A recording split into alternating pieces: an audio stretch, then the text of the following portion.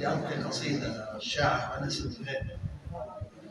آنست نارك فالتمس لخواطري قبسا يضيء القلب يا سيناء.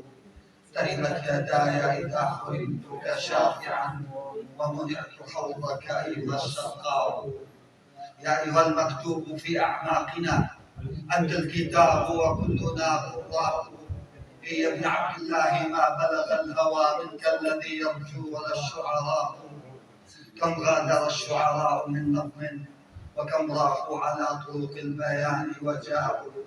وتظل في كل القلوب محمدا الصنف فيكم والكلام سواء. صلي فوا فقري إذا لم ترضى عن وصلي وترضى القبة الخضراء. وإذا قريش لم تسعك بيوتها فالشعب قلبي والفدا الأحشاء. يا أم معبد ليت قلبي خيمة لتدوسه بنعالها النزلاء.